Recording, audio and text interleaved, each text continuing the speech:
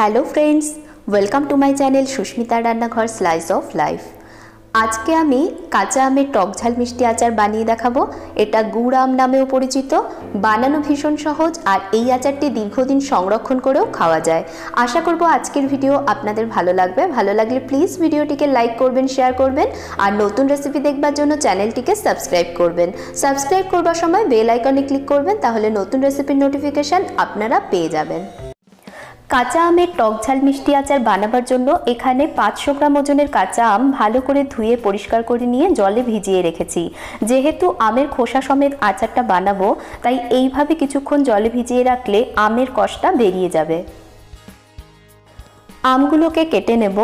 আমের পেছনের দিকটা এভাবে ছুরি দিয়ে কেটে বাদ দিতে হবে। এবার আটি সমেত আম কেটে নেব। চেষ্টা করবেন এই আচারটা একটু কচি আম দিয়ে বানাতে, কারণ আমের আটি বেশি শক্ত হয়ে গেলে আমগুলো আটি সমেত কাটতে কষ্ট হবে। এবার আমগুলোকে লম্বা লম্বি করে 4টে টুকরোয় কেটে নিচ্ছি। আমের ভেতরের বীজটা ফেলে দিয়ে প্রত্যেকটা টুকরো থেকে আরও 2 টুকরো করে কেটে নিচ্ছি।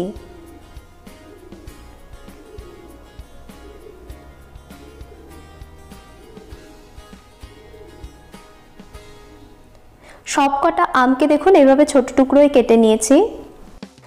একটা মিক্সিং বলে আমের টুকরোগুলো নিয়ে এর মধ্যে দিচ্ছি 1/2 টিস্পুন হলুদ গুঁড়ো আর 1/2 টিস্পুন নুন। একটু টস করে নিয়ে আমের টুকরোগুলোকে নুন হলুদ মাখিয়ে নিচ্ছি। কেউ চাইলে হাত দিয়ে বা স্পুন দিয়েও মেশাতে পারেন। আমগুলোতে নুন হলুদ মাখিয়ে নিয়েছি। এবার নুন হলুদ মাখানো আমগুলোকে একটা ছড়ানো থালার মধ্যে সাজিয়ে নিচ্ছি। থালাটা সাজিয়ে নিয়ে একদিনের জন্য এটাকে রোদে রেখে দেব, যাতে আমের মধ্যে যে এক্সট্রা জলটা থাকে সেটা শুকিয়ে যায়। যদি রোদে দেবার জায়গার অসুবিধে থাকে তাহলে সেক্ষেত্রে কিন্তু ঘরে পাখার হাওয়াতেও এটা শুকিয়ে নিতে পারেন। এই আমের আচারটা বানাবার জন্য একটা মশলা রেডি করে নিতে হবে। এখানে নিয়েছি 4টে ছোট সাইজের তেজপাতা, 1 টিস্পুন মৌরি বা অনেকে এটাকে মিষ্টি জিরে বলে, 1 টিস্পুন 5 ফোড়ন, 1 টিস্পুন গোটা ধনে আর 1 টিস্পুন জিরে। তাছাড়া এখানে নিয়েছি 4টে শুকনো লঙ্কা। একটা ননস্টিক কড়াই গ্যাসে গরম হতে বসিয়েছি। এর মধ্যে 5 ফোড়ন বাদে বাকি সব মশলাগুলো একে একে দিয়ে দিচ্ছি। 5 ফোড়ন কিন্তু এখন দেব না, দিয়ে দিলাম শুকনো লঙ্কা, তেজপাতা, গোটা ধনে, গোটা জিরে আর গোটা মৌরি। শুকনো খোলায় কিছুক্ষণ মশলাগুলোকে ভেজে নেব।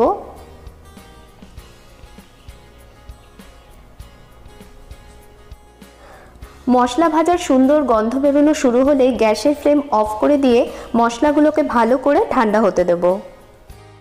মশলা ভালোভাবে ঠান্ডা হয়ে গেলে একটা ব্লেন্ডার জারে নিয়ে এগুলোর একটা পাউডার বানিয়ে নিতে হবে।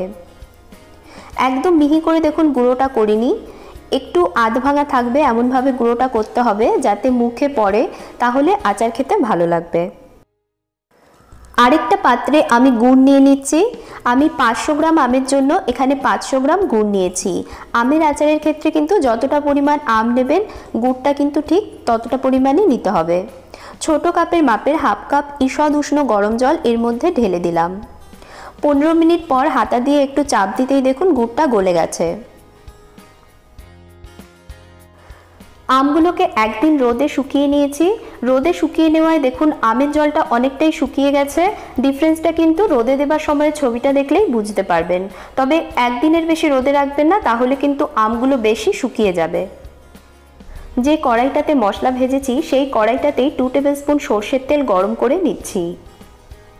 তেল গরম হলেই এর মধ্যে দিয়ে দিচ্ছি 5 ফোড়ন। 5 ফোড়নটা কয়েক সেকেন্ড ভেজে নিচ্ছি। 5 ফোড়ন ভাজার সুন্দর গন্ধ বেরোনো শুরু হলেই এর মধ্যে আমগুলোকে দিয়ে দিচ্ছি।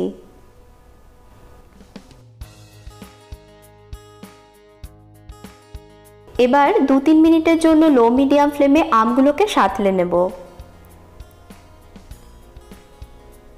আমগুলোকে 2-3 মিনিটের জন্য সাঁতলে নিয়েছি। এবার গলিয়ে রাখা গুড়টা এর মধ্যে দিয়ে দিচ্ছি।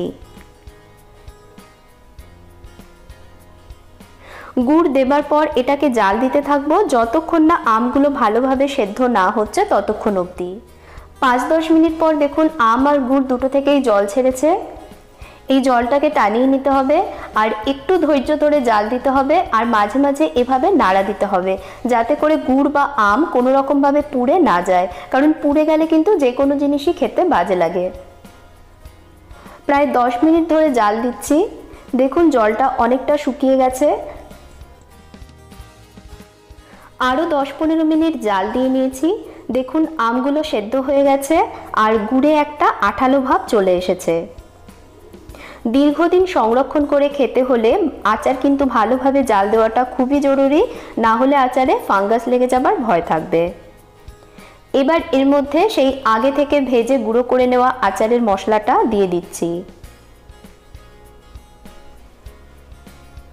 ভালোভাবে মিশিয়ে নিচ্ছি আর মিশিয়ে নিয়ে এটাকে আরও 2-3 মিনিটের জন্য জাল দিয়ে নেব। আরও 2-3 মিনিট জাল দিয়ে নিয়েছি। গ্যাসের ফ্লেম অফ করে দিচ্ছি। এই টকঝাল মিষ্টি আমের আচার কাচের বয়েম বা ঢাকনা দেওয়া সেরামিকের পাত্রে রেখে 6 মাস থেকে 1 বছর পর্যন্ত সংরক্ষণ করে খাওয়া যাবে। দেরি না করে আজই বানিয়ে ফেলুন।